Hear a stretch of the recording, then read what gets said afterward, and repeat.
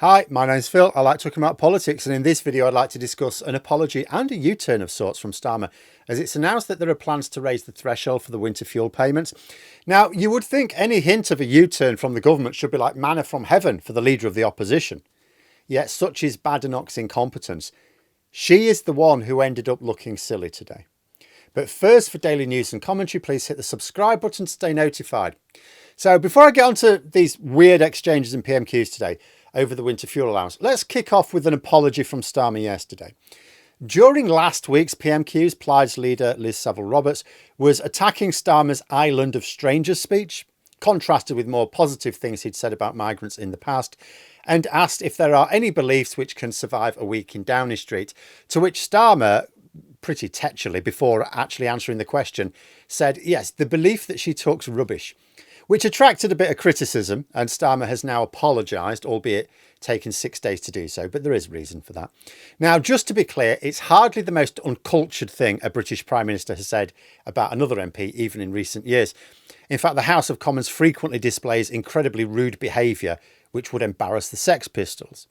Had it come from Boris Johnson, it would probably have been seemed not even worth making a fuss about.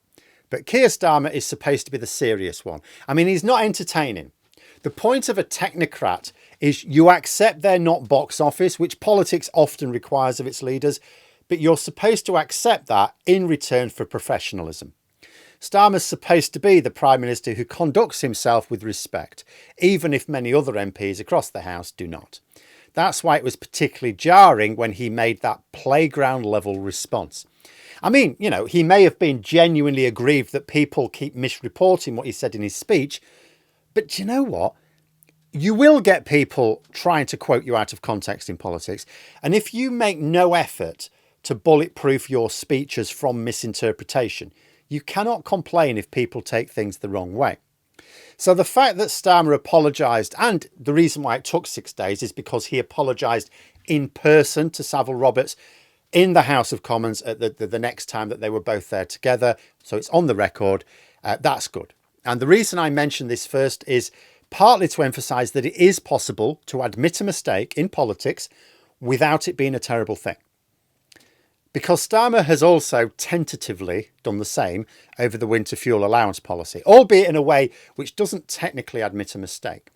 In response to a backbencher, before Kemi Badenoch's question, Keir Starmer said that because the economy was improving, he wanted everyone to feel the benefits of that improving economy, including pensioners, and will be increasing the threshold at which the payments kick in. So it's technically not being presented as a U-turn because like the policy is sort of the same. Winter fuel allowance still means tested, but the threshold to qualify changes. However, everyone knows that really it is a U-turn because it has cost Labour crap loads of votes, a Westminster seat, and goodness knows how many council seats. And it costs very little extra to raise the threshold. The disability cut's much tougher nut to crack because of the much greater costs involved. But what was remarkable about this is that Kemi Badenoch completely failed to seize the moment. I've seen reports in the BBC and elsewhere from journalists who were in the press gallery at the time, all confused as to why Badenoch couldn't seem to understand what was going on. She was completely caught off guard. She was obviously surprised that Starmer had announced a change of policy, despite it being reported in the news off the record for a week or two. We've been expecting this for a week or two. And as bad luck would have it, Badenoch had intended to ask about the winter fuel allowance today because it's such a sore point for Labour and she couldn't think of anything else. But she asked her question as if she was just introducing the topic. But Starmer had literally just explained the change. Badenoch had just not been listening to the questions that he had before it was her turn or his responses to them. She was away with the fairies. Apparently Badenoch's team tried to say later on that she was just trying to get him to be more explicit, but actually he was very explicit. I mean, Tory MPs really are in a hole here, aren't they? I'm not saying James Cleverly is some political genius, right? But he wouldn't be embarrassing the Tories like this.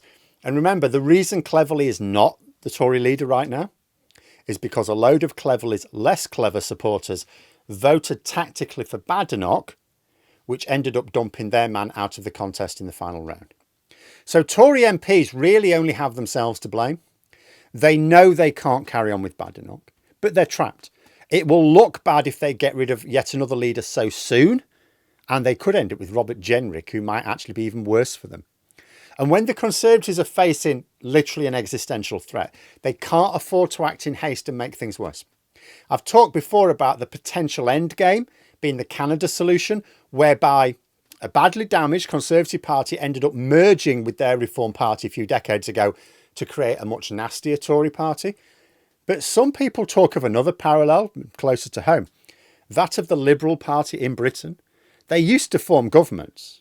Then when Labour overtook them, they became bit players, eventually turning into the Liberal Democrats in the 1980s, but still nowhere near the path to power. There are lots of reasons for Reform UK to not want to merge with the Conservatives. It is entirely possible that the future is that of Labour and Reform UK being the big parties, and the Conservatives being at the same level as the Lib Dems on the second tier of political parties. And some Conservative MPs recognise this. They have to be careful. But seriously, this was a PMQs where Keir Starmer was having to announce a change to what had become an embarrassingly unpopular policy. And the reason I say embarrassing, because it lost a lot of votes and it didn't gain them very much. It was supposed to just gain money for the budget. It gained very little. It should have been an easy target for the Leader of the Opposition. Instead of which, the official Leader of the Opposition gave the strong impression that she had no idea Starmer was giving her easy ammunition, and once she'd finally cottoned on, ended up using it just to shoot herself in the foot. I mean, that's bad. The Prime Minister climbs down, and the Leader of the Opposition is the one who looks like a fool. And according to various journalists there, the press gallery was a hive of confusion. Chris Mason of the BBC said, and I quote, "MPs and journalists looked around trying to work out why she was asking the Prime Minister to announce something he had just announced."